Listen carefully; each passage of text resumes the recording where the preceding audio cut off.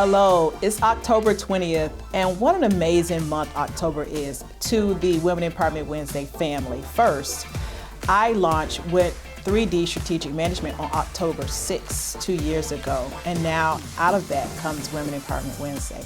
Also in October is Hispanic Heritage Month, and we also honor in October Breast Cancer Awareness Month.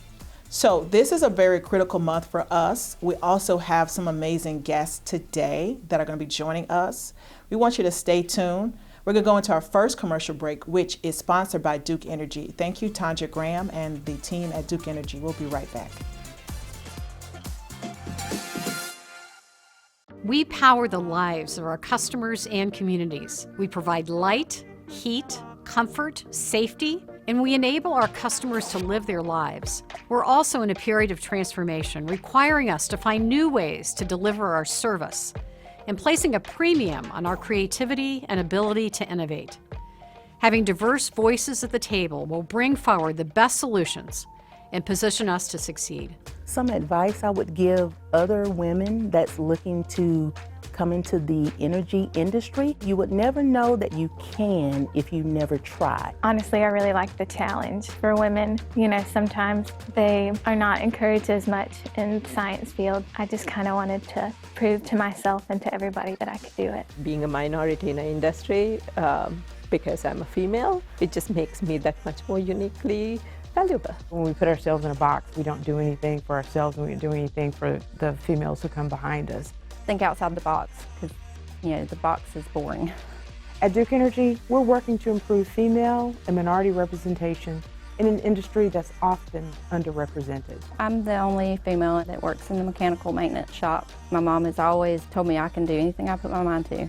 You have to believe you can do this job. You can do and be anything at the company. We are seeing more and more of females in our industry. It's important that we continue to love on one another, support one another in this industry. We have a lot of diversity in what we do as a company, and we need to embrace that. Be yourself, and don't be afraid to be yourself. Pursue every opportunity that you can to learn as much as you can. Take those risks, take those opportunities to be able to build a career that is something that you feel very good about. Each one of us brings something unique, and when you put each one of us together, the picture you create is much better than if each one of us brought the same exact piece to the puzzle.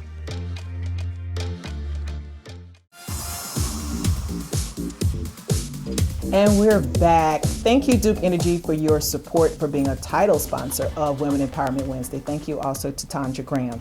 We're back with our first queen who's gracing us today. And I'm telling you, I'm so excited to have you here for so many reasons. But when I thought I couldn't get any more, to find out that you're leaving here to go catch a flight to be an advocate in Washington, D.C., still just doing it. So let's talk about who you are and what you are doing, many things that you're doing. So would you please share with us who you are and the services that your company provides? I am Gail Gardner. I am the founder and CEO of Still the King's Daughter. And it is a platform for women who are survivors, a safe platform, I like to say. Basically, we hold a place where they can write their truth and move from just not only survivor, but into a thriver. I believe discernment, or discourse, should I say, is the beginning of healing. Yes. And they can also pull someone else over with them. I offer counseling, Christian-based counseling, basically, but I do make referrals to any other counselor anyone wants to meet with, and at the same time talk with women who might just need someone to hear their voice and talk through some things. I try to be a listener, a good one, and hope to improve, and put all those things out there. I am a survivor of sexual assault, which has been in the news lately, and of childhood sexual abuse, and so, and domestic violence. One tends to follow the other for everyone who has been through that process, and it is rough. So I like to think that I'm the bridge to help them cross over. Look at you, a mighty bridge too. Yeah, you're like the Thank 7 you. Mile Bridge in Key West. You know, you over some troubled waters, you know? Yeah, that's for sure. That's for sure. Yeah. Yeah, your test is now your testimony.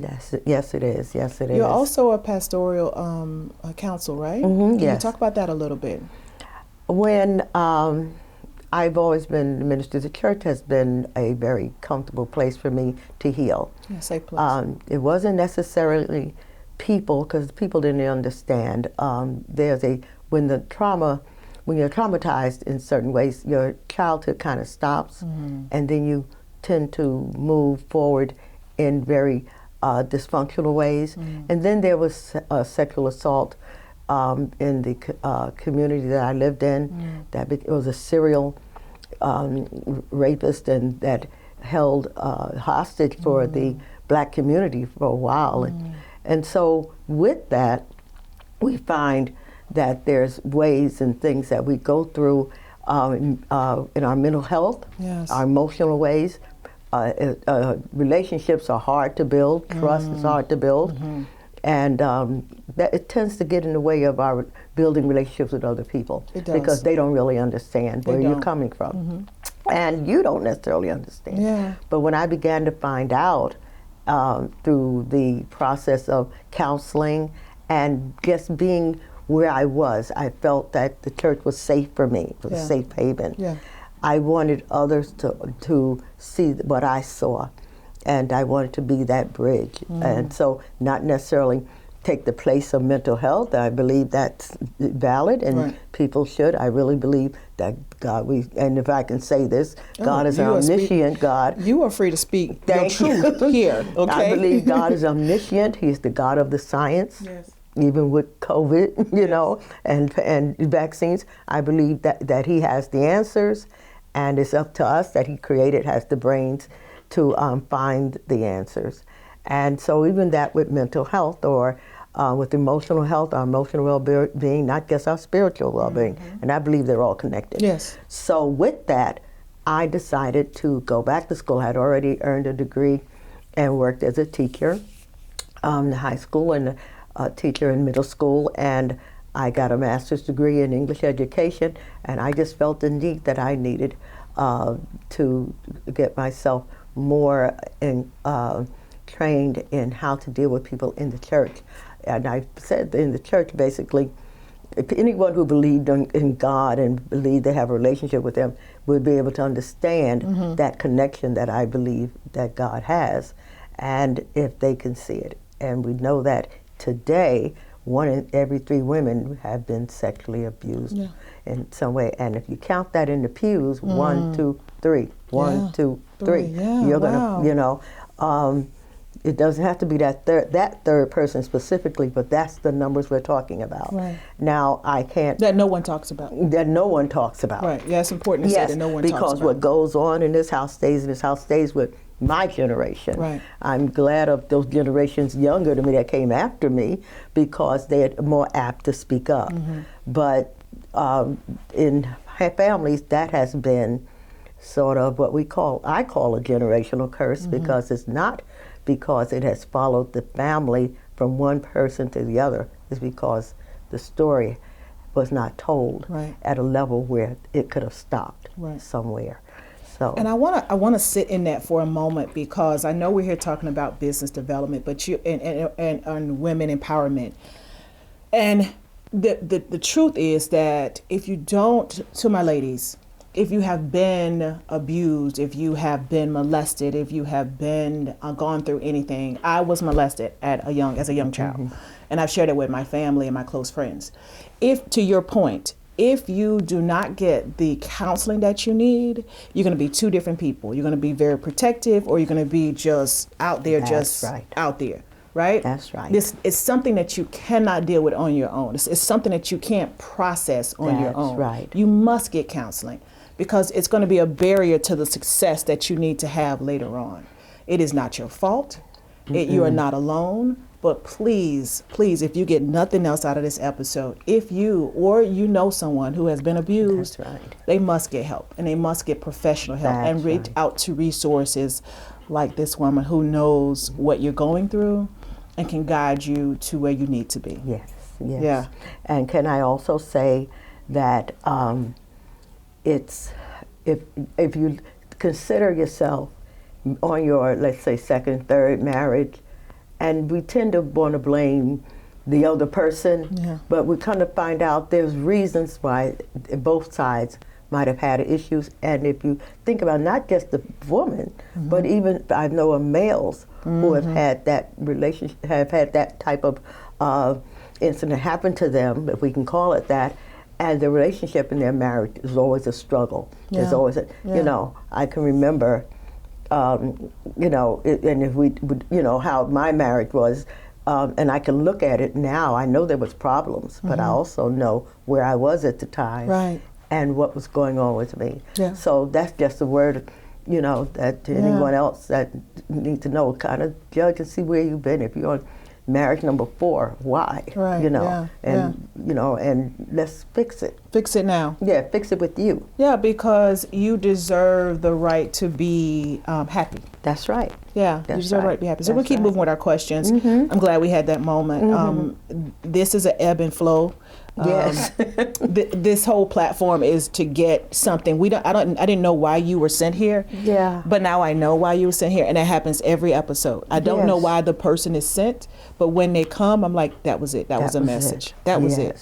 So we're going to continue to talk. So, what do you consider to be the most rewarding part about your career that you've had? Well, I've had few of them. I know. As an educator, it was because I was able to get the largest grant for service learning and take my students on a tour bus, not school bus, trips around the Black community to streets that were named after important people. Wow. That they lived on and didn't Wow, know. didn't know that. Didn't have a clue Basie Street was named after Count Basie. Wow. You know, so and that was the education. Now, as far as what I do now, is being able to, one is to enlighten someone, to see that look on their face when they go, I never thought of that. Yeah. You know, and I say, yeah, that you thought of, because that's what counseling is. It's not telling you what to do. It's getting you to see another perspective. And when I hear someone saying that they actually began to find out it wasn't them, they're not to blame, that all these years they were to blame, or they didn't know it was you too or me too, that always does a job for me to say, wow. And then there's also just being able to leave a legacy for the next generation. That's what I'm about these days. I have a birthday party coming up next year, 75th. 75? 75, and it's going to be dubbed Baby Boomers Leaving a Legacy, Motown Sound, Motown and Philly Sound. Oh, okay. Please, can I come? Like, I know I just invited myself to your party, I'm but inviting everybody. Listen, I will like hold the rope or whatever you need me to do. I just want to be there. I'm inviting everybody. Listen, and when I say everybody, I mean I got a large list, my darling. I would definitely make sure you're on that list. I would definitely be there. My point is, it's not just leaving music and all that. It's the point that we've got so much. I have one recipe, that's the one my mother passed down. I have no special recipes, but I do have a testimony, and that I can help to bring another generation. Yeah. So back in July 2021 this year, the governor signed Gale's law into effect. It's for a DNA evidence rape kit tracking system in the state of Florida. So my kit was laying around on the shelf, tested or untested, depends on whose story you're going to believe. Right. And it was while the perpetrator sat in prison, and this was 30 years ago when it happened. And so 1992, they went to prison. Nobody ever told me. And there's 26 other women who are now, they're tested or have their kids and found out it's the same person. Same person. And so that's my legacy to leave for the next generation, that you don't have to wait 30 years and learn to advocate for yourself, because if I knew better, it might have been different. Yeah. But by the same token, they don't come back into your community. They had enough cases. Right. And to put him away for life. For life. But he's going to have to, he's over in 33rd Street Jail now, waiting to go to court again. after all these years he's been in prison, they brought him back. So now we get a chance to share our justice. I love that. I love that. 11 women passed on. We're going to celebrate them. That's right. And but they didn't get to see this day, and that's why I wear my justice pen. Wow. So that just makes that does something different for me in my life. So. And the point of that is, get a it's little never too late to emotional. fight. No, I'm with you. It's never too late. It's never too late to fight. No, it's not. It's and I don't never want too anybody late to think to that. fight. And some people say, well, it's past the time, and No. you know. And I'm thinking, but there is something for you, and it may not be exactly what you want, but it's what you need, because it's about healing. Healing. It's about healing. Your healing. That's right. Yeah, that you deserve. Mm-hmm. Yeah. That's right. So my healing started ways before, but I'm now, when I found out in 2019 that case was still open, I went in there to get records so I could write my memoirs or videotape them for my grand and my great-grand, and found out that I still had a cold case sitting on a shelf. And it has opened the door for others. So yeah. Look at you. I'm humbled by that. Man. But I'm telling you, I'm about to just, here, I'm going to give you one. I'm about to have a moment here with you, because so many people, in particular women, we think that we're supposed to be violated and take it and then just go live a life. But the audacity to think that you can have a normal life when you have a abnormal experience is ludicrous, to say the least. And look at you standing here, Trauma. 75 years later, 74, almost 75 years later. Yeah. Still getting on the plane, gonna still fight for something totally different. Yeah. But it actually affects them, because a lot of these women and men who had paid leave, who don't get paid. When COVID was here, they didn't get paid. When they're going to mental health through trauma after rape or whatever, or domestic violence, whatever, some of them have to, they pass laws that, they make policies where jobs have to pay them.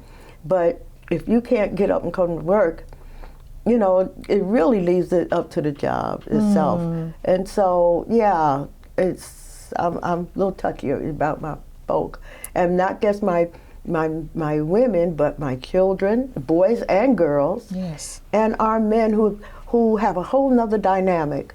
Go to jail, go to prison, or just as a kid, they were violated, and can't. You just don't talk about that. You don't talk thing. about it. And now you go marry somebody else, and they too have an issue. Right. Y'all just two broke people together. It's been broken done. people together. Yeah, two broken people. Yeah, needing to be healed. To break that curse. Yes. Yeah. That's right. So tell me, I'm sitting here in awe of just still your passion. So what is the secret to your longevity? I was born in Harlem and raised in the South Bronx. That's what I tell myself. You got to claim both of them. Yeah. That's going to be a problem. I've been here 42 years, but I believe it's because I believe, and I thought about this a few times, because my daughter is you see her, you think she's about 25 or 30, and she's 57. Wow. And my family's always been kind of fun-loving and youthful, vibrant, and whatever, so I think it had a lot to do with that. And I love to do things and excited by things, especially things I didn't do. I went to Jones High School football games. Oh, Jones High School. Because I didn't graduate from high school in the beginning. I had to. I was a teenage mother, and I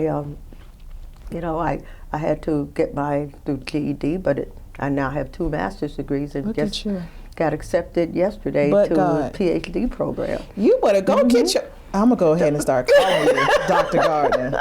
Already. Please do. I think that's the way it came. Yeah, I'm already because I wanted it so much. I had people say, I said, well, this Dr. Gardner. So yes. I kind of feel like I don't know. I never. And this is the amazing part, because trauma, especially if you're a child or wherever you are, you stops you right at a point, and crossing over to that to keep moving forward is blocking you. Yes. I believe that some point and I give it all glory to God, that I was able to creep over that so that I could get those desires that I had. I didn't get that encouragement from my family. I was going to be nothing. I had 2 babies by the time I was 17 years old. God. It had to be. And so someone got me over, and it had to be God. And once he helped me get over the hump, even the other things that I was suffering through, I kept the desire to keep moving forward, hoping that I could go to school, go to college one day, being able to take care of my children, on public assistance, married somebody who didn't, see it my way, and abusive, and then once again I've got one child left, where the rest of them are grown and gone on. I still got one little kid, and it's, I just kept moving. You just kept moving. I kept moving. As you're telling the story, I'm like, but she just kept moving. Here's another obstacle, but she just kept moving. There's another obstacle. You got to keep moving. That's it. If you get stuck, because there's a term, there's a term in psychology called stuckness. There's a place where you get stuck, and if you don't do the thing that's necessary, for instance, put in the work. Yeah, that's it. Putting in the work. I said, listen, why don't you see? You don't have to come to me, but why don't you see a mental health counselor? Yes. Because I think if you find one that fits, you're going to be so glad, and you're going to find yourself coming out of that hole. It's making that move that people are fearful of. And I like to think that Still the King's Daughter helps them get through that move. Yes. My counseling arm is called RAFA, Soul Care and Empowerment Institute. And the one thing is to get you to see how you can get over if you keep moving and being empowered, to just keep making inch by inch by inch. Keep moving. And then if you get through me about 4, anywhere from 4, and I might see you 6, but 4 to 5 times, then I'm looking for you to say to me, I said, because I tell you in the beginning, you can only see me up to 4, maybe 5 times, because I can only take you so far. Right. And if you get past that, I can easily say to you, what do you think now? What is your next move? And some, hopefully, to say, I think I might need to see a mental health counselor. Right. Well, that's the goal. We're trying to see how else can you move. And you might want to do something else, or go see my pastor, talk to him. I haven't been able to talk to him. I haven't been able to talk to her because I didn't want to tell them the story. I think now I can do this. The fear, the stigma. The stigma. I think I could really do this now. That means so much. Yeah. That's it right there. That's it right there. How can we get in contact with you? Well, if a woman's watching this and she said, okay, this is the message that I've been waiting on. Okay. How can she get in contact with you? One way is if they would go to, let me send you to our email. You can contact me through my email address, Gail F. Gardner, all one word, at Gmail, or info@Still the King's Daughter, Kings is without apostrophe S, just S, daughter.com. Or they can call me, and right now they can call me at 321-202-3288. Great. We're going to send some people your way. Thank you. We're saving souls, and we're helping women to get on to the next. That's what you got to do. That's what we're doing. Yeah. And my website, there's a free booklet on there. It says a free gift, but at the top, www.stillthekingsdaughter.com. And I would like everyone to go ahead and to get that free book. It's a bunch of scriptures, healing scriptures. And, good. And I just think if they haven't spent any time, which is one of my requirements, with journaling and spending time with God. Yeah, get that out. Get that stuff out. You come to me second week without your journal, it's a problem. I send you somewhere else. I love it. Yeah. I love it. Because you got mission work to do. You don't have time to play with people. But you can't tell me how you feel in just 55 minutes. Right. You got days that you feeling good, days you don't. and sometimes you just want to cuss somebody out or something. Write it down, You have girl. those days. Write it down. But don't do it. Yeah, write it. Don't do it. Just write it down. Write it down. You want to. Yeah. Don't do it. Put that. I don't. Write it down. Listen. I'm strong and I don't shame easily. Yeah. So I love it. Just write it down. Write it down. Get it out. That's Don't hold right. it in, but get it out. Get Get it out in a out. constructive way that won't That's come back right. later. And then bring the journal. If you want to read it to me or you want to paraphrase, that's fine.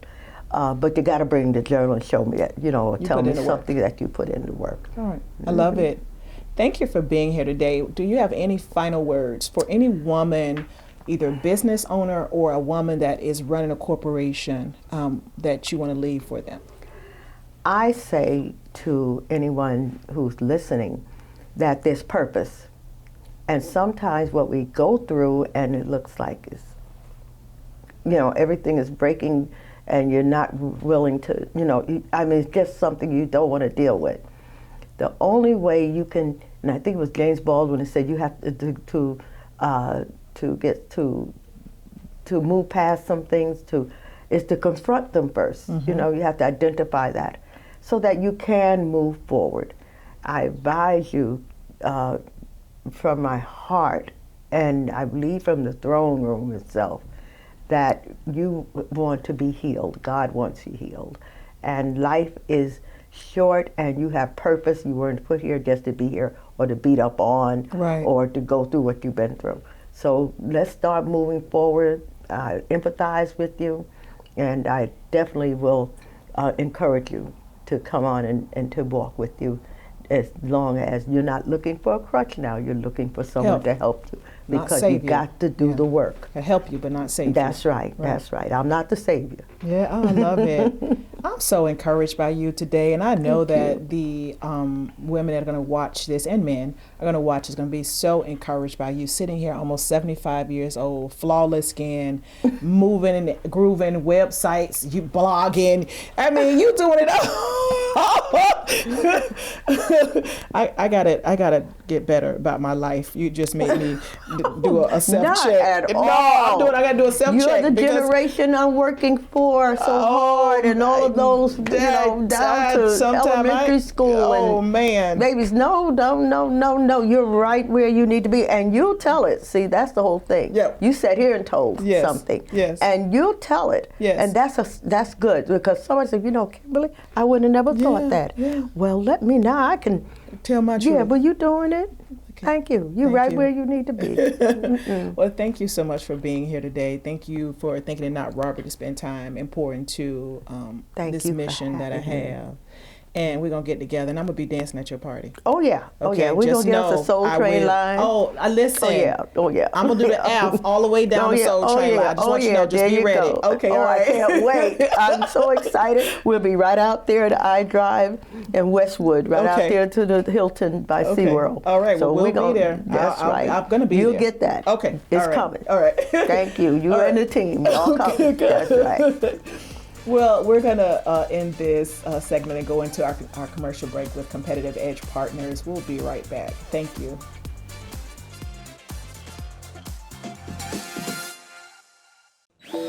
We forgot about the trades. Industry leaders like myself and others started to say, okay, well, we've got to do something to fix this problem, because if we don't do it now, we're going to be in this situation for the next 20, 30 years. If we better our industry, then we all win. The United States itself could not be where it is today if it wasn't for the construction industry.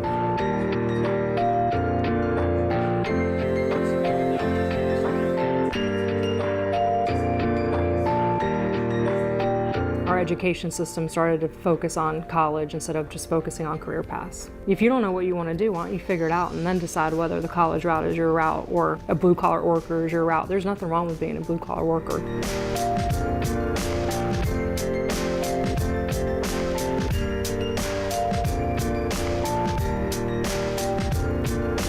What can we do as a school system? What can we do as an industry to start getting these people that don't necessarily have a career path? How do we get them into our industry? If we all band together and work together for one common goal, couldn't we change the way that this community is? And that's really how iBuild was formed. Everybody was talking about it, but yet nobody was doing anything about it. And I was really just the one that said, hey, I think this could work. And let's be real, I mean, most of the time somebody's given up on them. But I don't think this industry gives up on anybody. The reason why I came into this industry is because every day was different. And not only was every day different, but every day was different and you could see what you accomplished.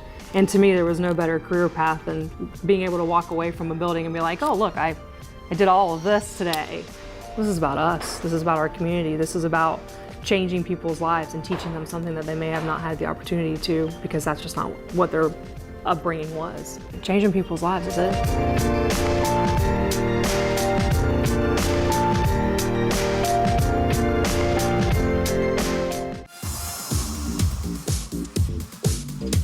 All right, we're back, and thank you, Competitive Edge Partners, for your sponsorship. This is Debbie Rodriguez with Competitive Edge Partners, who graced us with a check this year, and I really appreciate that so much for supporting the mission. It was wonderful to support you. Yeah, that's awesome. You're doing so much in the community. We're going to talk about it. Okay. So, can you please tell us about who you are? So I am Debbie Rodriguez. I come from migrant parents that came from Cuba when Fidel Castro took over, and first generation born in the United States, Jacksonville, Florida. And I started, I guess I was an entrepreneur as a child. I had my own lawn service at 12. My parents were like, what are you doing? I'm like, I'm gonna go mow lawns. And make some money, something. right. And so I learned my work ethics from my parents. It was really cool because when I had that lawn service, I literally gave them money, part of the money, because it was their lawnmower. Wow. And it was just how you instill those things in you as a child. So, but I'm Debbie Rodriguez. I'm actually the owner and CEO, founder of Competitive Edge Partners and Consulting, and I'm also the founder of iBuild Central Florida, which is a nonprofit that is helping to get more people into the construction trades, because as you know, there's a huge deficit in that. So I own a subcontracting staffing company, and I'm very excited. I guess 12 years in. Wow, yeah. And I can tell the people that are watching, you really have been in the trenches and you built this yourself from ground up. And I remember I was working, I believe it was at the Orlando airport, and she applied for Orange County Public Schools. It was an LDB certification. Yes, it was. And she applied for a local development business certification, and we went to her home to do the certification in a Popka. It's like almost, not a Popka, it was Winter Garden. And it was right in the cusp. Yeah, right there. And she had just had a motorcycle accident. She was limping, right? And I'm like, woman, what are you doing? Still trying to work. And she was like, no, I got stuff I'm trying to do. I got a team. I'm trying to make sure I do everything. You've since day one had the tenacity and the passion to grow this and to bring people with you, and that's not only through your business but through iBuild. And so one thing I love, but you're so humble. She's so humble. She's gotten every award possible in Central Florida, and every time I turn around, I look on Orlando Business Journal, and I'm like, oh, look, that's right. Go ahead, get another one. Speaking engagements, right, and supporting different community endeavors. But I want to talk about iBuild just for a second. Because I want people to know how dedicated you are. So this is an organization where you bring resources and allow students and adults who need to understand that there's an opportunity for them in the construction industry to have a career where they may not feel they have a career somewhere else, right? That is correct. And you have done this for hundreds, if not thousands, of students. I have, and the great thing is we do a lot of career changers too, where people, especially with the pandemic, a lot of people in the hospitality sector unfortunately became loss of their business or loss of their employment. And so we have a lot of career changers. We have a lot of migrant workers that we help them to become legal to work in the United States. Right. And we teach them trades because in their countries they were these professionals, but when they come to the United States, all of those credentials are gone. And so how do people start in a place that is foreign to them? Right. And so we try to eliminate all the barriers. So, you know, from language barriers, I'm very fortunate that I do speak 2 languages, and I feel like that's really, when I started speaking Spanish, that's like when my whole world changed. Like, I've never heard you speak Spanish. You know that all these years. I know. Well, it has a country twang to it because I'm from Jacksonville. Yeah, Duval, yeah. But you know, I think, and the prison system. Mm-hmm. Yeah, no, that's a passion of yours. Yes. How do you not give people second chances? Right. I mean, they've lived their debt to society Right. incarcerated, and who are we to judge them when they Right. come out? Right. So I'm very blessed to have just been the person that gets to meet them and give them those opportunities. And you know, we're looking at affordable housing now. We're Yes. looking at building a school, an apprenticeship school, where those unfortunate kids that are not made for college, because you don't have to be, success is not measured by a piece of paper. That's correct. Success is measured by some hard work. Yeah. So Absolutely. we're excited about being able to bring them into that school that maybe didn't graduate from high school or had some troubles. And usually the reason why people go into the construction industry is because there's so many opportunities. Yeah. I mean, you can be a laborer today and you can go into an apprenticeship program in just a few years and go, you know, making your mid-20s to mid-$30 an hour.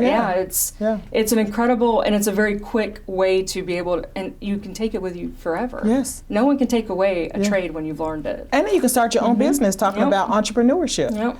You can get in the trenches and learn something and then take that. I mean, I continue to open more and more divisions because I feel like I will be able to build competitive edge, and I build as far as the good quality people that I find to walk this walk with me. And it's not just about me, it's about the people. It's about how do you get the people to believe in themselves as much as you believe in them. Yeah. And I think that's one of the things I was just talking to Chemo Dawson this morning, and he was one of my guys from the prison system, 20 years in prison. Wow. And nobody would give him a chance, and I gave him a chance. And he's one of my foremen now. Look at that, foreman. He's a foreman now. Wow. And he calls me boss lady every day. Boss lady, I just called to check in on you. And I'm like, Chemo, you're so awesome. Yeah. So I think you got to treat everybody with respect. You do. It doesn't matter whether, I don't know any difference. Right. We're people. Right. That's what I try to tell people all the time. We're people first. Right. And I think somewhere along the way, our society has started to put us in our own buckets. Yeah, in boxes. Yeah, and we're not. We're No. people. Like you're a human, I'm a human. Right. We put on, even though you're wearing a skirt today, we put on our pants the same way. Yeah. I mean, and I think that our world needs to go back to respecting people because we're people. Yeah. So. I was raised that respect is due to a dog. That's how I was raised. Like at the very least. Yeah. Yeah. That's incredible. I didn't even think about that. Yeah. And I love my dogs. Yeah, I know. I don't have dogs, but that's you met Cedar. Oh yeah, back in those days. That's right. He's Wow. still here. Yeah. Wow. Yeah, I had a yellow lab when me and Kimberly first met, and I'm pretty sure my yellow lab liked you more than he liked me that day. He was friendly. He was very friendly. You kept saying, "Sit down, stop." Sit down, Cedar. It's okay. He was just a puppy too. Yeah. Wow. No. Okay, so we're going to talk about the services that you provide for your business. Let's talk about it a little bit because I want to go into what do you consider your ideal client or customer? Okay, so our business services. So we are a skilled staffing company so I opened up our subcontracting model about 5 years ago. Because I'll be honest with you, I needed our clients to help train our future workforce, and I wasn't getting the support that I felt that I needed to be able to, you're talking about trying to change the mindset of other business owners. So I had 5 sectors of people or of trades that we did a lot of.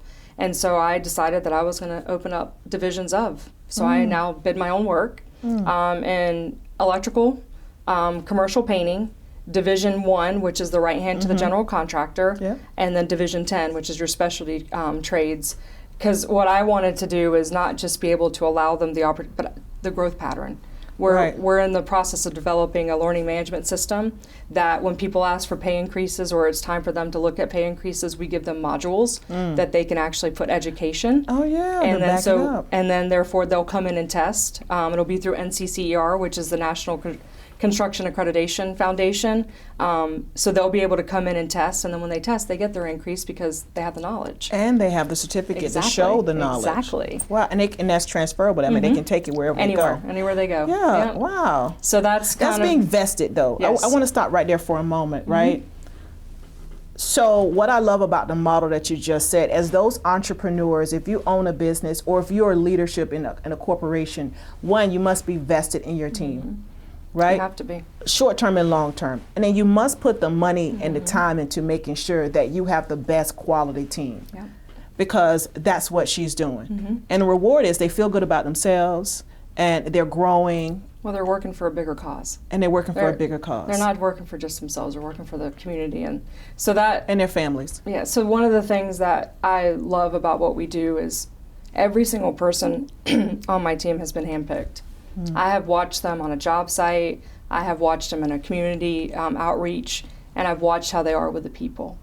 And I mean, there's so many of them that you could see the love of helping. You could see the servient heart that they have, and that's part of your culture. And So all you of them have been hand-selected picked. people on your team that exemplify your culture.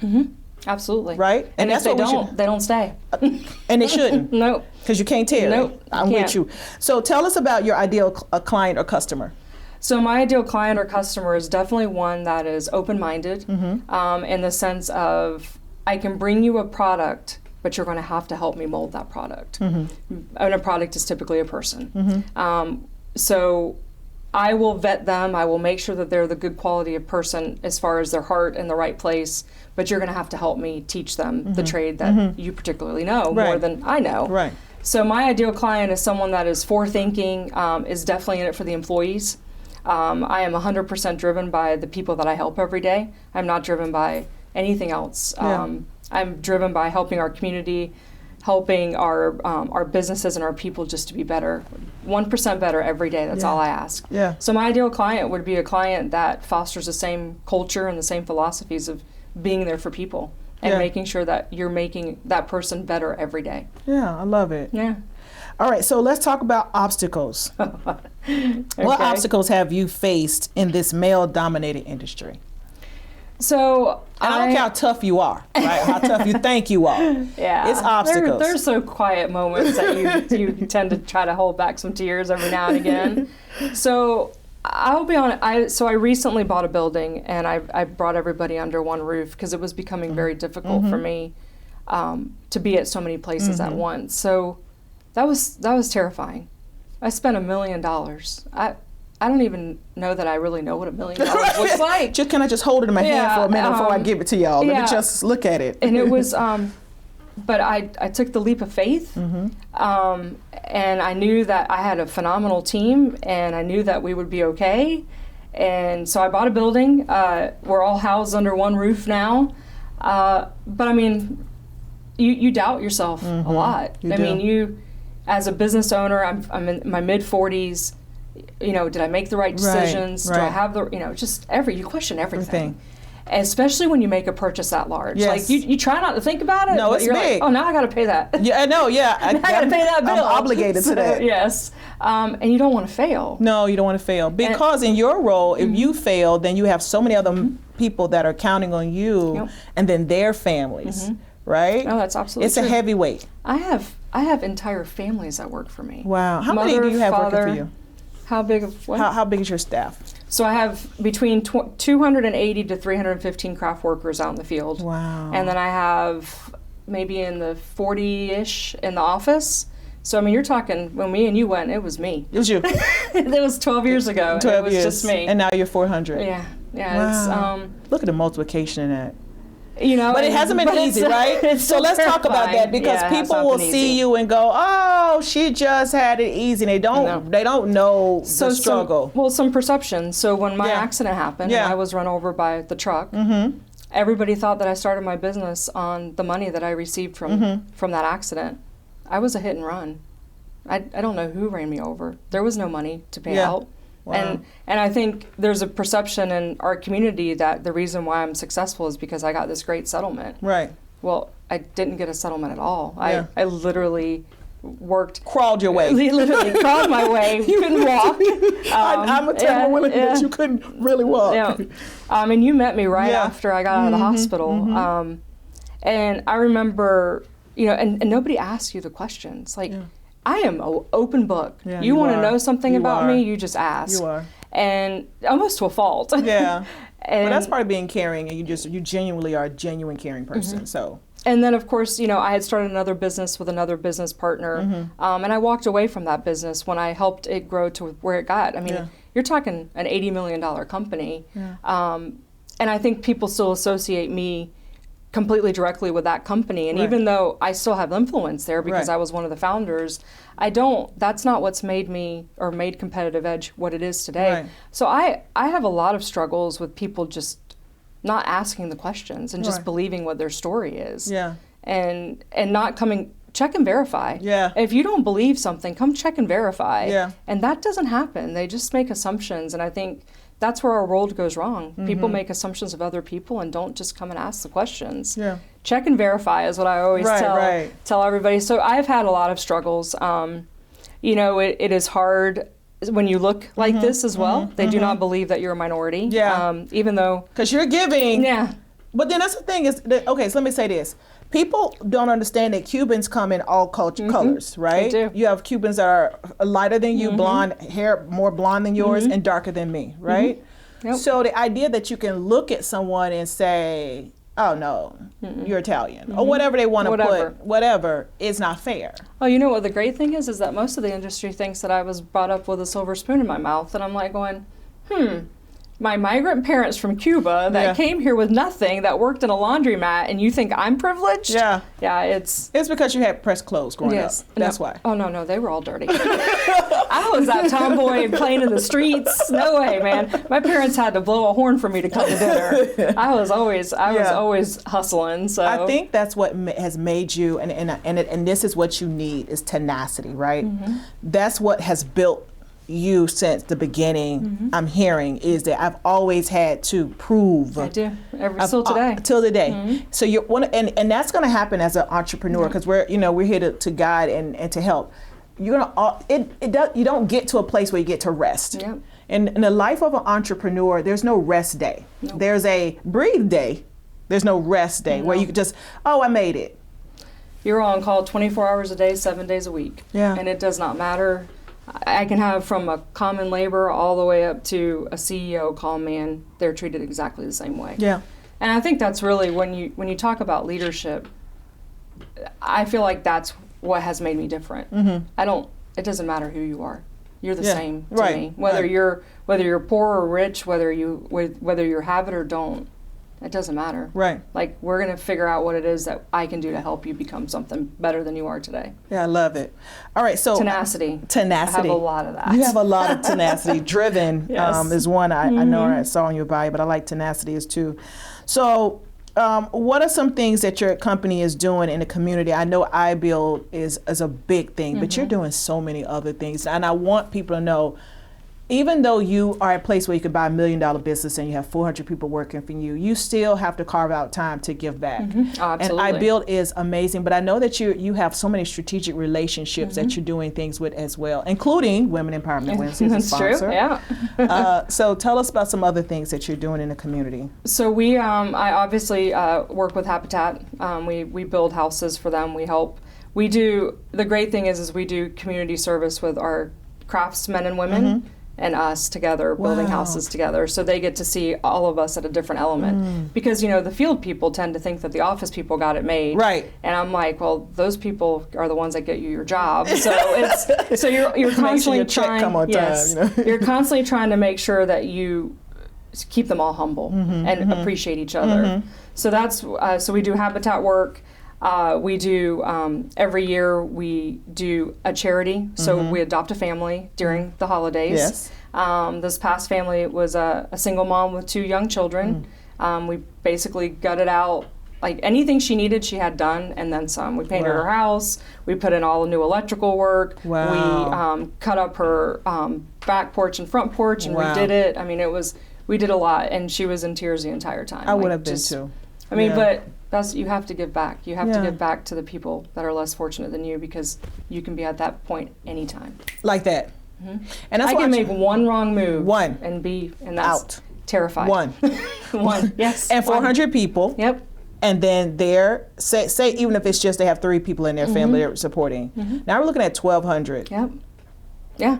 And so you have to walk, when you're a business owner, you must walk with purpose, and you must be strategic about every move, every email, every conversation, because you don't know that one bad decision could cost so many people their jobs and their livelihoods. So with all that pressure, with all that weight that you placed on yourself. I cried last week. Okay. I started crying. I never cry. I'm in construction. I don't cry. Girls don't cry in baseball. They don't cry. And I played softball. So yeah. So you had one of those humbling moments where you feel the pressure. Yeah. Like you woke up one day and you're like, oh my God. Like, I didn't have work for a few people and I didn't sleep. Yeah. Like, because they depend on you. They depend on you to be the hustler, to go find work for them. The risk taker. Exactly. And you have that. And the CEO and the owner is the only one that feels it to that degree. I mean, you feel it in your business. I do. I mean, you have a great staff, but at the ending of the day, it's what Kimberly's going to do. And granted, your staff will help you get there. Right, they will. But it's terrifying. It is terrifying. It's a heavy load. It is a very heavy load, but I will tell you that I wouldn't want it any other way. Yeah. I love the people. I love the people I've surrounded myself with and continue to surround myself with. The community outreaches that we do through iBuild and obviously through Competitive Edge and how we bring people into the trades. The great thing about Competitive Edge is we get to take iBuild's model and we get to give them the on-the-job site training that they're not going to get from, because your clients want what they want right now, even though that may not exist. Right. But we are building it at CEP so then our clients can have when what they call, they're ready. Yes. So speaking of just a heavy load, give me some of your daily routines that you frequently practice, like to stay mentally and physically balanced, and with a family and everything. Like how are you just like making it happen? So I'm going to be honest with you. I have a phenomenal wife. You do. And everybody needs a wife. Everybody needs a wife. Everybody needs a wife. They do. We had a woman here, a doctor. She's married to a man, but she says she also has a wife. And she's like, I have a wife because we both are busy, and she cooks and she's helping with the kids. And when she first said it, I remember me and everybody in the room during the production going, a wife and a husband. How does that work? And then later we were like, everybody needs a wife. No, but you are blessed with an incredible partner. I am. And it took me 5 years to find her. Yes. Actually, she found me. Yeah. And I told her I was a laborer for a staffing company. I didn't even tell her who I was. So struggles, she's also works for me. She loves to teach. She's a teacher, ex-teacher. Yep. And so I saw, unfortunately, the education system has its own. Everybody, pushes test in college, which is why I'm probably the polar opposite. So I've watched her in her own struggles. She got her master's degree, $60,000 in debt, and I told her, I said, you know what? I'll pay all the bills, but that one, that's yours. That's yours. Yeah. Yeah. And she's like, why do I get that bill? I'm like, because that was your mistake in life, and you get to pay for it. So I've been preaching that you can do other things. Yeah. But what are the routines? The routines that keep you both grounded, so, either that you do by yourself or that you do together. So as every business owner does, you tend to work on the 10%. So 90% of your people are amazing, but you spend all of your time focused on.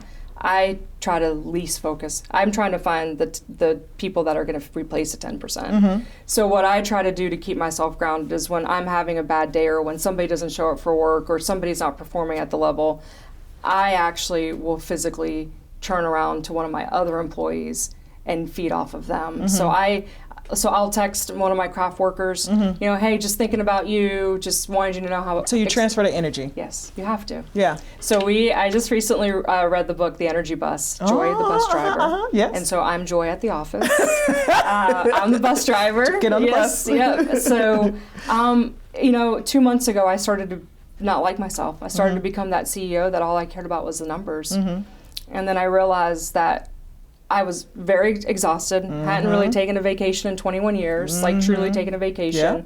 I went on vacation and I did some soul searching. Yeah. And did you really break? I did for the first time ever. You turned the phones off. Yes, I was on a cruise in Alaska. But you can get a signal on a cruise. That is true. Did you go sneak into the business center? Tell the truth. Yes, of course. I checked in at least once or twice a day, but it wasn't a constant. You know, it gave me the time to really reflect that I was going to become the CEO that I hated. It's not about the numbers, it's about the people. Right. And so I came into the office, and everybody knew that something had changed. And I walked in, and I had these bus tickets, and I had this little bus, and I said, you know what, guys? I failed you all. For the last 2 months, I have sat here and worried about the numbers. And you know what? That's not what we're about. We're about the people. We're about doing right by our people, and if we're doing right by our people, the numbers will always be there. And I said, so I put myself in check. Yes. I read the energy bus, and they were all like, oh my God, a CEO that puts herself in check? We don't even have to do it. And I literally told them that, you know, I asked them to forgive me and to please get on my bus with Get me. on my bus, please. Yeah, the door is open. The Won't you come? And I did. I had little tickets for them, and now I see the tickets hung up all over there. They literally have them all over, like the That's desk. nice. And then I have our 10 rules of being positive, because every day you define how your day is going to be A day, by your attitude. Your affirmation. Yep. Every day before I get out of the bed, and you can ask anyone, I say, this is a day the Lord has made. I'll rejoice and be glad in it. I do an affirmation before my feet hit the ground. That's awesome. Because on the other side of the day, I don't know what I'm going to face, right? you're right. With kids and a spouse and life, I just don't know what I'm going to face. But in that moment, I do that every morning. Yep. What I love about what you did, and I want to leave it there, is that you realized that you were not operating in your truth. And you did a check. I did. Right? As the leader of an organization, or if you are owning a business, you have to be able to check yourself or allow someone close to you to truly check you. I have people that check me, right? Initially when they check me, I'm like, oh, what? But I process it. I remember the day I called you, I needed you to check me. Yeah. And I hadn't talked to you in years. Yeah, and it had been a long time. I was going through a hard time, and I called you because I knew you would ground me. I knew you would check me. Yeah. You have to have a village people that you trust true. to check you when you can't check yourself. Agree. But checking is required. Yes. Checking in and getting checked 100%. is required. And don't ever think that you're too grown or too big to learn something. Yeah. Because I learn every day from my people, every day. Yeah. So. Yeah. Well, it seemed to be working. I don't know, 400 people, and I didn't say 400 people working for you, and buying a $1 million business. I'm telling you, I'm so happy. Well, because I remember coming to your house 12 years ago, and you could barely walk. Yep. And now to know that you're leading 400 people is just amazing. I'm very blessed. Very blessed. He's good. He's good. He's wonderful. He's good. I know why I didn't die that day. Remember, I always wondered why did I not die? No, I should have died. I mean, I remember you telling me about the whole. I think I even saw a picture of the motorcycle you showed me, and I was like, you made it. It was like you were really ran over on this bike. And the great thing is, 12 years later, I know why I didn't die that day. Yeah. I had much bigger things to do. You still have more work to do, honey. Totally agree. All right. I'm only in my mid-40s. I got a long time on this train. The other guest was 75. There you go. So she's amazing. Yeah, I'm in my mid-40s too, so we got about 30 more. We got about 30 more years to catch up just with her. There you go. And we can do this, and we can do more together. We can do more together. Yes, we are going to do a lot of things together. Continue to do a lot of things together. Yes, thank you so much for sponsoring. No problem. And for It's always. my pleasure. Oh, it's my honor. Thank you. And we are going to end this segment with you. Or do you have any parting words? Don't let anybody tell you that you can't do something. Amen. Just prove them wrong. Prove them wrong. Yeah. And fight. And fight. Don't give up. Don't ever give up. When you give up, you've lost. And continue to find your happy. Absolutely. Because when I met you, you thought you had your happy, and now you have your happy. I do. Yeah, that's true. Okay. That's true. All right, so we're going to go into our next commercial break, which is Sky Builders. Juan and Marcella, thank you for sponsoring as well. We'll be right back. Great company. Great company. Good people. Good. Yep. Sky Builders USA. My name is Juan Velez. And my name is Marcela Restrepo. We are the owners of Sky Builders USA. And we are so proud to be a finalist of the Don Quixote Awards. Sky Builders USA is a general contracting company that specializes in drywall, stucco, and exterior wall cladding. In 2008, Juan and Marcela launched the company from their home. With help from Prospera, it quickly grew, achieving minority business certifications and winning contracts with local government. Since then, Sky Builders USA has participated in nearly 350 projects throughout Central Florida and provided work to more than 1,300 employees and subcontractors. Some of its projects include work on the Dr. Phillips Center for the Performing Arts, Valencia College, and Southeastern University in Lakeland.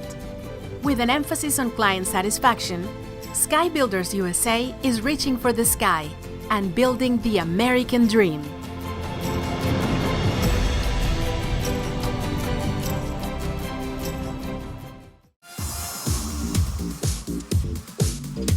And we're back. Thank you again, Sky Builders, for sponsoring Women Empowerment Wednesday.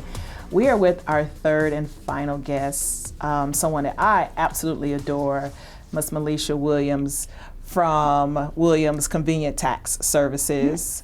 And she's going to tell us about who she is and what she does. I'll make this disclaimer really quick. Not only is she handles our payroll and supports me in a lot of different ways, and she's excellent at it, but she's also my line sister in Delta Sigma Theta Sorority Incorporated. Shout out. And so we've had a chance to build a organic relationship even before I had the business. So I say that to say this: make sure you have a village of people that can support you in all facets of your business and in your personal life. And that's what she has been to me. So thank you so much for supporting me. Thank you. All right, so tell us who you are and what you do. Oh, thank you. Thank you for that. My name is Melisha Williams. I am the founder and CEO of Williams Convenient Tax Service. In addition, I am also the auditor of Orange County Comptroller's Office. A little bit of what I do. Actually, I came here from, I'm a native of Florida. Yes. So born and raised in Florida, but I came to Orlando to pursue my education at the University of Central Florida. Go Knights. Go Knights. What I was crazy for doing, but I eventually accomplished, was double majoring in accounting and management information systems. So through a lot of blood, sweat, and tears, and long nights and coffee, I was able to graduate with both of my bachelor's degrees in accounting and information systems. I moved on to pursue my future education at Keller Graduate Management School and received my master's in accounting and financial management. So proud of you. So that's a little bit of my education. What we do for Williams Convenient Tax Service, we provide tax and accounting solutions for companies and individuals. So not only do we prepare accounting, like you said, payroll, we run through those, that information. We also run the tax preparation, but more importantly, tax planning for the future. A lot of people come in for today. They want to know, what can I do today? But what we focus on is the future as well. Yeah, and you do a great job. And one thing I love about your company is that you add a level of education. So a lot of times I'm like, hey, we got this. She's okay, let me tell you about this form. And let me tell you about what came down the pipe. Let me tell you about this new legislation. And I'd be like, oh, that's great. Wow. You know, and then sometimes it's like she's speaking French, but I know that she's at least telling me something that I can hold on to and have a little bit more information. It's not just, okay, I'll crunch your numbers, or I'll make this, or whatever, I'll do whatever, I'll put this stuff in a spreadsheet, or I'll work with your QuickBooks. She's actually also training. Absolutely. And I think that's imperative for a business owner to have someone that's on their team that is vested in their education. Absolutely. Right? Continuing education. Continuing education, yeah. And that you pass that on. So let's talk, since we're talking about keys, what are 3 key strategies or best practices that startups should be doing? Okay, the first I would recommend, and this seems like a no-brainer, but I see it occur a lot in businesses, is separating personal and business expenses. Oh, you mean you can't have a business and have it under your personal account and just be writing checks and moving and grooving within your personal bank account, but you got a business. The Internal Revenue Service is not like that. Oh, that's why you get an EIN number, which is different from your Social Security number. Absolutely. I didn't even understand that. Okay. So even though, you know, you want to start out, you want to start out registering your employer identification number with the Internal Revenue Service, go straight to the bank and open you up a business checking account. And also, if you can, a business credit card. You are putting your personal expenses with your personal account, and all of your business expenses, you want to definitely keep that separate. There are a lot of tools in place now. Banks are offering, when you put your when you charge those cards, they're making those categories for you. So it's easier for us, but it's easier for you as well to track your spending. So definitely keeping your business and personal separate is what we want as an accountant when you're bringing the information to us, but who wants it most? The Internal Revenue Service. Okay, so that's the first one. Second? Yes. So second, for a startup, I would say do your research, do your homework when you're starting up a business. A lot of people want to go into business, they're not realizing how pricey it is. So look up and build a budget for your operational costs, right? So you have insurance, you have taxes, and you just don't have federal taxes. You have payroll taxes and or self-employment taxes, property taxes. Depending on the state that you're in, you can have state taxes, local income taxes. Are you going to rent or lease? Are you going to buy the building? So all of these things you want to definitely do your research on and see if it's something that's going to be feasible with your company. Yeah, that's a good one. Yes, and lastly, a cost saving tip, and a lot of people don't think about this in the beginning, but I definitely think you should prepare to see how you're going to invest in your employees if you choose to have employees.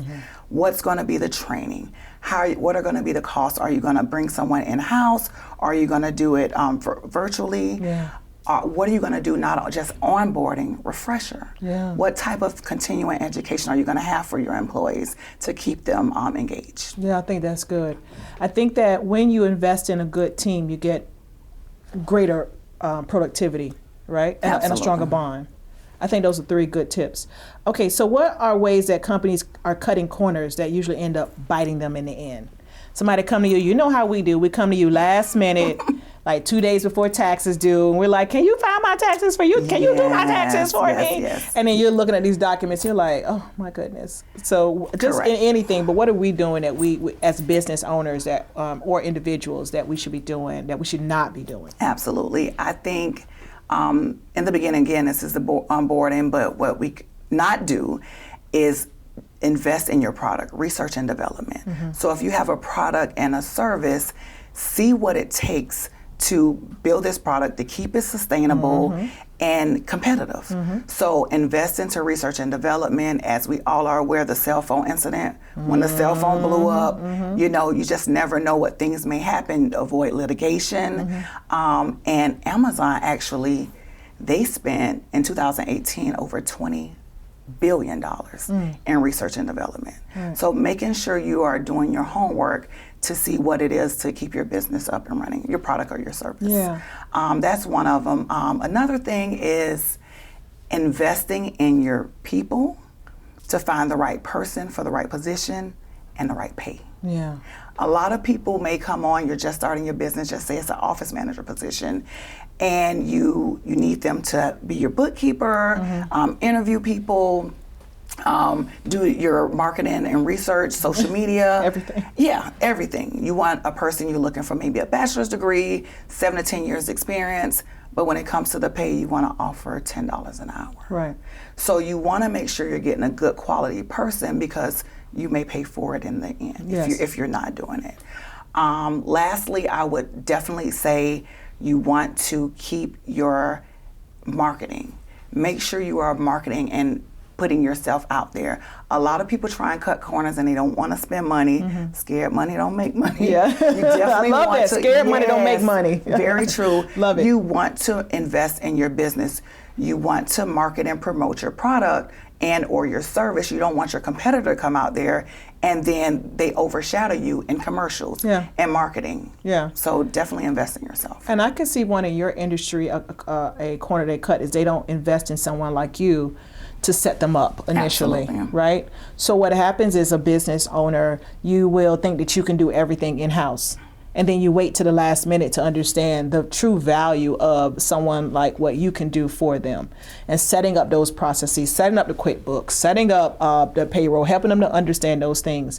And so what happens is a lot of times, and I know this is one just personally, you first get started, get the contract, like, I can write the check, I can do it. And then you realize, wait a minute, I can't do it. And so I think the biggest thing to add to that list that people do as far as cutting corners is they don't find a qualified accountant to help them to get set up. And then it bites them in the end, whether they're paying penalties on taxes, whether they have employees that are just not labor right, just a lot of different things that you don't want. I R or S in your business. Correct. Absolutely. And you know, you made a perfect point. Onboarding is key. You want to find the right company, the right accountant firm to make sure that your business and your books are set up correct. Because what you don't want to have happen is a letter, or you find out after the fact that you set something up that you've been billing as an expense and it's an asset. So you definitely want to have the right people in place and do that work for you. So I know you have a lot of passion. Where did you get this passion for this particular industry?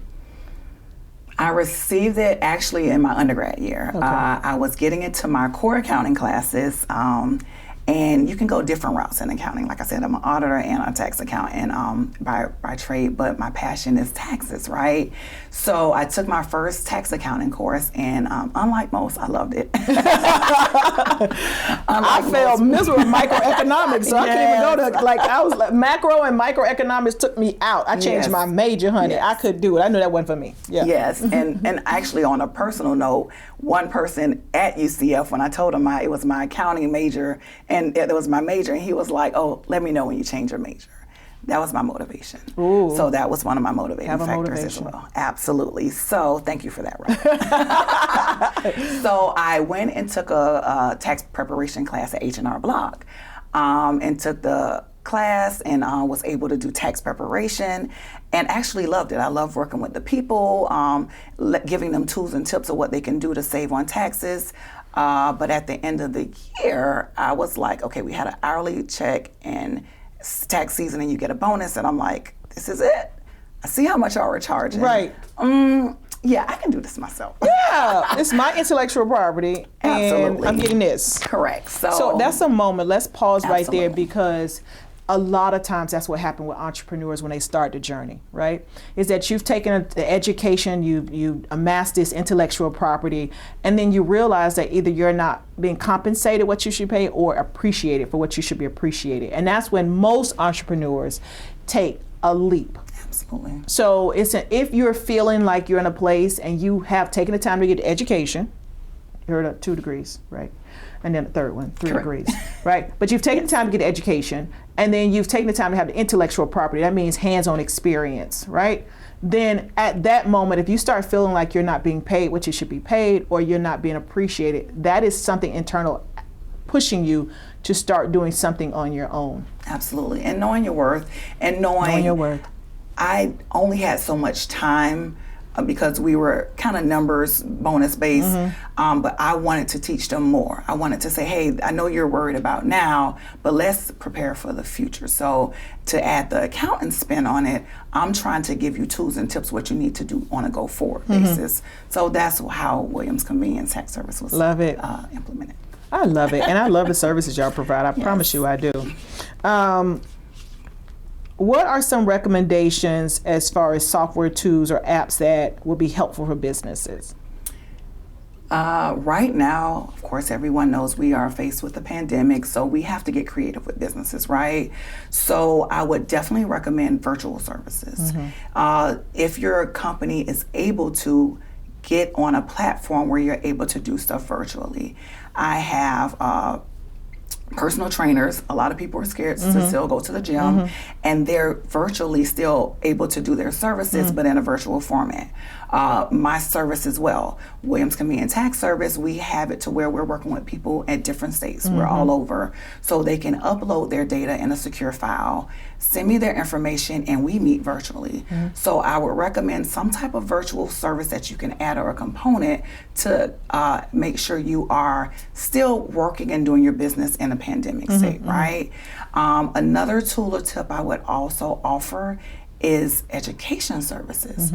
We all know about YouTube Live. Yes. But there's so many educational tools that you can teach out in a broader network, right? Internationally, we have Instagram Live, Facebook Live.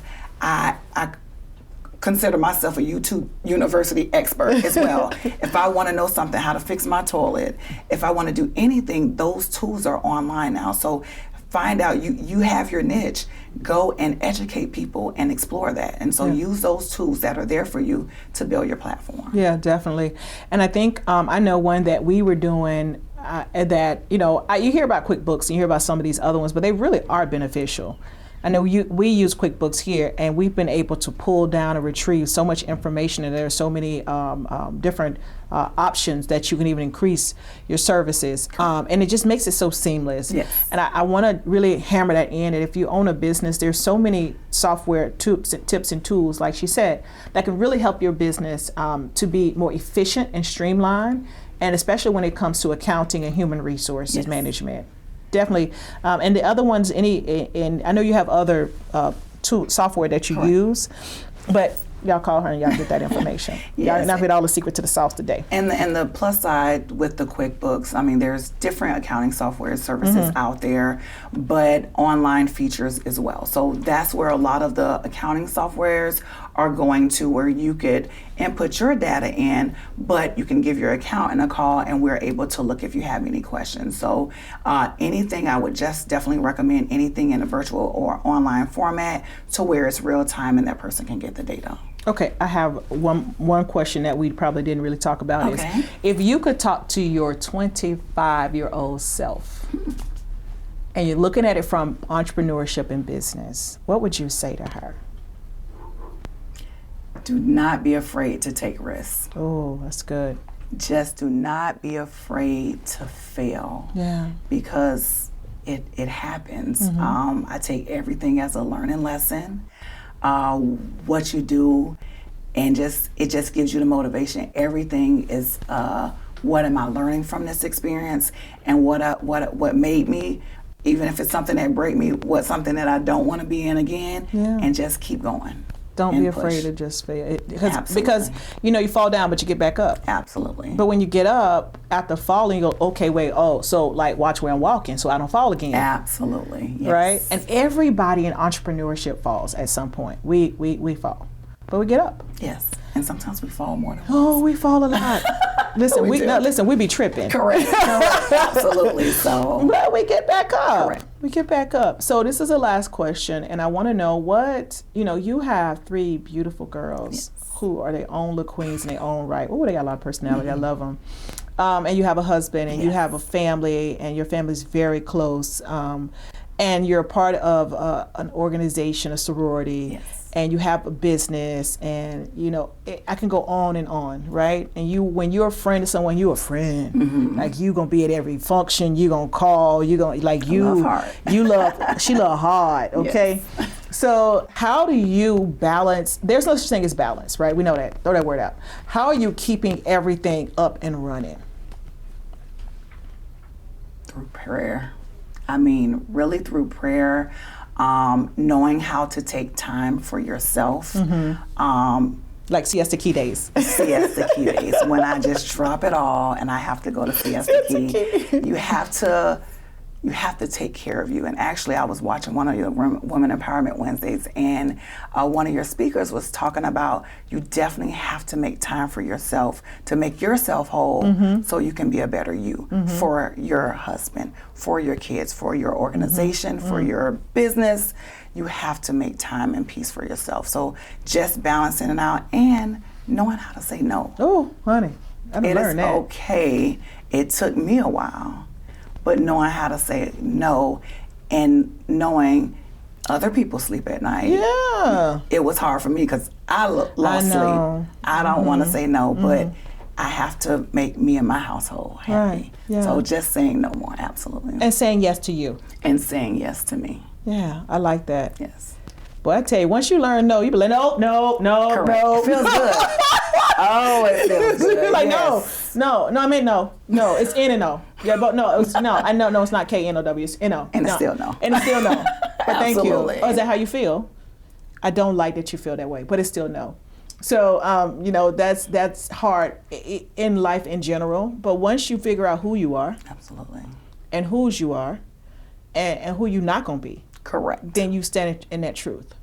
Yeah, that is it. Yeah, I have seen you grow and blossom in your voice, right? Because your voice has always been, yes, no, I can do it, no problem, I can make it happen. And I'm like, woman, you got all this other stuff. And to your point, you weren't sleeping because you were like, nope, I can make it happen, right? Yeah. Then I come in there and I was like, Kim, how are you? Oh, I'm about to break. I thought I could handle it, it, but I can't. Yes. Yeah, but you know, we learn as you get older. You learn what's important, and what's not important, and who is important, and who's not important. Absolutely.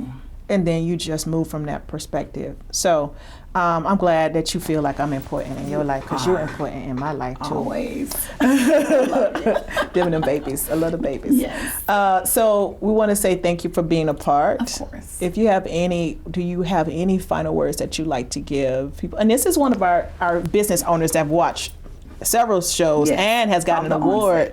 Yeah, and has gotten an award for one of our supporters of the year last year. So so she's been very supportive of us, and thank you for that. Is there anything that you like to leave? Yes, I would definitely like to encourage our women, don't give up. Keep being creative, inventing yourself, reinventing yourself. If you fall, get back up. If you're in school and thinking you can't make it, been there, done that before.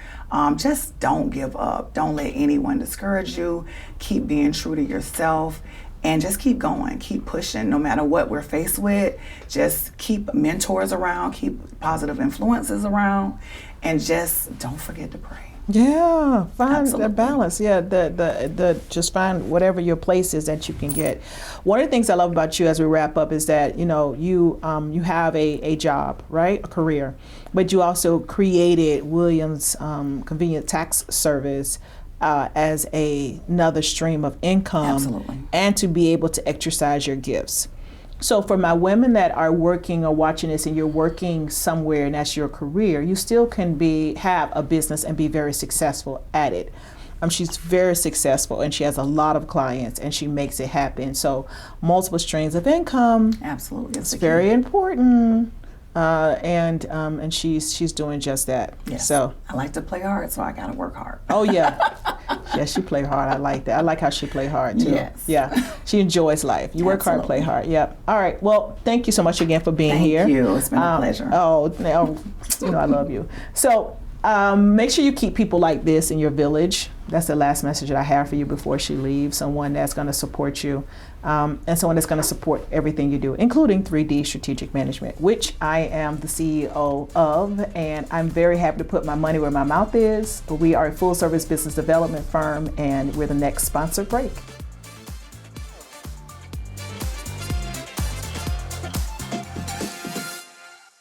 WEW Strategic Management is a full-service business development and community relations firm. WEW Strategic Management has worked on initiatives with the African American Chamber of Commerce, Orange County Public Schools, Duke Energy, and U.S. Department of Commerce. Recognized as a minority business advocate, WEW Strategic Management has conducted hundreds of presentations on business development and on how to do business with various entities in Florida. It's very important to be an advocate for a small business, and particularly those that don't know they have a voice. I have 22 years of experience of understanding what small businesses need to be successful. I also have been blessed with the opportunity to know what corporations and private entities are looking for from these small businesses.